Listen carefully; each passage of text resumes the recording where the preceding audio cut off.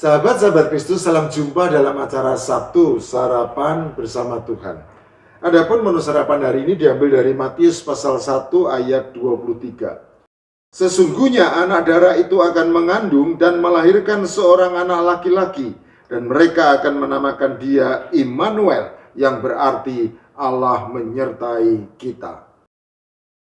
Kata Immanuel muncul 3 kali dalam Alkitab. 2 kali dalam Perjanjian Lama, Yesaya pasal 7 ayat 14, Yesaya pasal 8 ayat 8, dan 1 kali dalam Perjanjian Baru, Matius pasal 1 ayat 23. Dan ketiganya berkorelasi dengan nubuat tentang lahirnya juru selamat yang akan menyelamatkan umat manusia. Immanuel sendiri sejatinya merupakan transliterasi dari kata Ibrani Immanuel. El berarti Allah dan Immanu berarti beserta atau menyertai kita. Jadi Immanuel berarti Allah beserta atau menyertai kita. Yesus sang juru selamat yang lahir di kota Daud dinamakan Immanuel, yang berarti Allah menyertai kita. Lantas apakah Yesus benar-benar merupakan Allah yang menyertai kita? Untuk itu ada 2 hal yang harus kita buktikan. Pertama, apakah Yesus benar-benar Allah? Kedua, apakah Yesus benar-benar menyertai kita? Kita akan membuktikan kedua hal itu satu persatu. Dimulai dengan apakah Yesus benar-benar Allah. Yesus merupakan pribadi yang sangat unik, karena hanya Dia yang merupakan satu-satunya pribadi yang memiliki 2 natur, ilahi dan insani, Allah sekaligus manusia. Konsep 2 natur dalam satu pribadi ini sangat penting dalam doktrin keselamatan.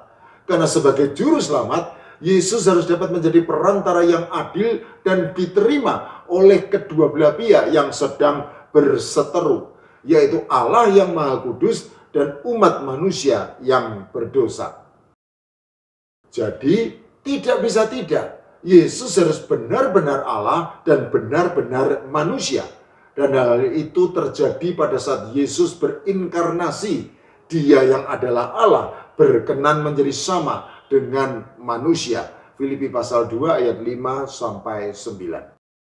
Kita akan fokus kepada natur ilahi Yesus yang menunjukkan jati dirinya sebagai pribadi yang benar-benar Allah. Tentu saja ada banyak hal yang menunjukkan bahwa Yesus adalah benar-benar Allah. Seperti misalnya tentang praeksistensinya, kemahadirannya, kemahakuasaannya, kemahatauannya, kemahakudusannya, dan lain sebagainya. Tetapi pada kesempatan ini kita hanya membahas 2 hal saja, yaitu tentang kelahiran dan kematiannya yang ajaib. Pertama, tentang kelahirannya yang ajaib. Berbeda dengan manusia pada umumnya, Yesus tidak lahir dari seorang perempuan yang dikandung secara jasmani oleh keinginan seorang laki-laki, melainkan oleh Allah. Karena sejatinya Yesus itu dikandung oleh Roh Kudus dan lahir dari seorang perawan. Memang ada banyak kisah tentang kelahiran manusia yang merupakan keturunan dewa atau manusia setengah dewa. Tetapi di seluruh dunia dan di sepanjang zaman, sama sekali tidak ada manusia yang seperti Yesus, yang dikandung oleh Roh Kudus dan lahir dari seorang perawan. Dan yang tidak kalah pentingnya, kisah kelahiran Yesus merupakan kisah nyata dan bukan kisah dongeng, karena tercatat dalam sejarah bersama dengan Kaisar Agustus. Kedua, tentang kematiannya yang ajaib. Ada banyak manusia yang mengaku sebagai Allah, tetapi sejarah membuktikan bahwa tidak ada satupun manusia yang mengaku sebagai Allah bisa tetap hidup selama-lamanya. Karena pada akhirnya mereka semua mati, dikalahkan oleh kuasa maut. Padahal Allah itu seharusnya kekal. Allah itu kekal. Dan Yesus juga kekal. Yesus memang pernah mati di kayu salib di Golgota. Tetapi ia mati di dalam keadaannya sebagai manusia. Yesus menyerahkan nyawanya, tetapi kemudian mengalahkan kuasa maut, bangkit pada hari ketiga, dan tidak mati lagi, melainkan naik ke surga dan hidup kekal selama-lamanya. Memang ada banyak kisah tentang manusia yang bangkit dari kematian. Tetapi mereka tidak benar-benar mati dan hanya koma atau mati suri. Selain itu, pada akhirnya mereka semua juga mati, tidak bangkit lagi. Dari tanah kembali kepada tanah. karena mereka semua merupakan ciptaan yang berasal dari tanah. Oleh karena itu di seluruh dunia dan di sepanjang zaman hanya Yesus satu-satunya manusia yang mati, bangkit, dan tidak mati lagi, melainkan hidup kekal untuk selama-lamanya di surga. Karena Yesus sejatinya adalah pencipta dan bukan ciptaan yang berasal dari tanah. Jadi Yesus adalah benar-benar Allah. Selanjutnya ke pokok pembuktian yang kedua, yaitu apakah Yesus benar-benar menyertai kita? Fakta bahwa setelah kebangkitannya, Yesus lalu naik ke surga dan hidup kekal selama-lamanya meninggalkan tanda tanya besar. Bagaimana menjelaskan bahwa Yesus yang berada di surga juga merupakan Allah yang menyertai kita, para murid dan umatnya yang masih berada di bumi? Tanda tanya besar ini ternyata juga menjadi pergumulan yang sangat berat bagi para murid ketika Yesus, sang guru yang sangat mereka kasihi, memberitahukan kematiannya.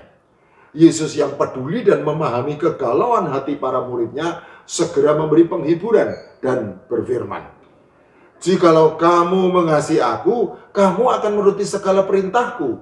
Aku akan minta kepada Bapa dan Ia akan memberikan kepadamu seorang penolong yang lain, supaya Ia menyertai kamu selama-lamanya, yaitu Roh kebenaran. Dunia tidak dapat menerima Dia, sebab dunia tidak melihat Dia dan tidak mengenal Dia. Tetapi kamu mengenal Dia, sebab Ia menyertai kamu dan akan diam di dalam kamu. Aku tidak akan meninggalkan kamu sebagai yatim piatu. Aku datang kembali kepadamu." Yohanes pasal 14 ayat 15 sampai 18.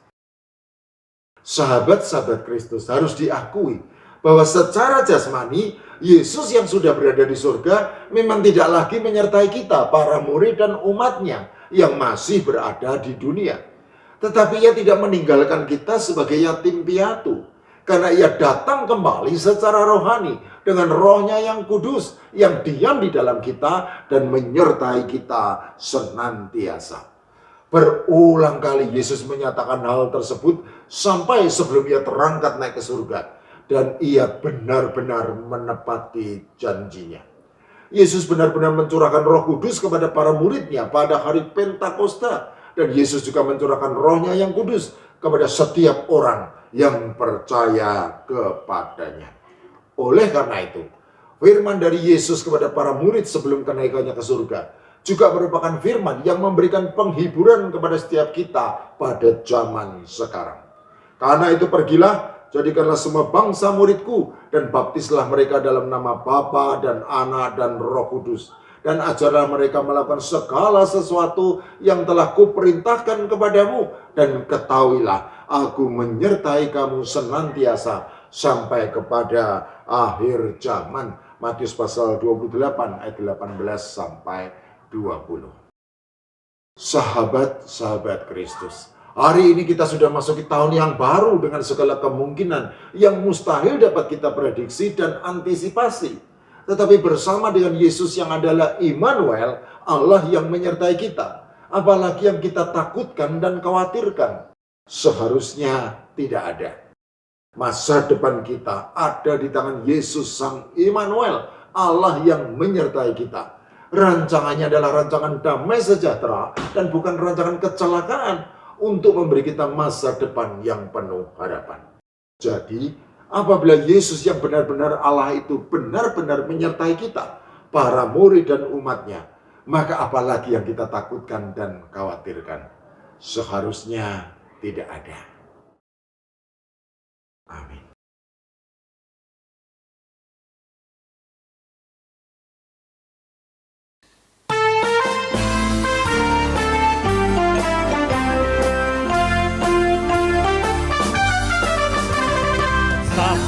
Langkah baru ku tempuh, tapaki perjalanan hidup, tinggalkan masa lalu, menuju masa depan.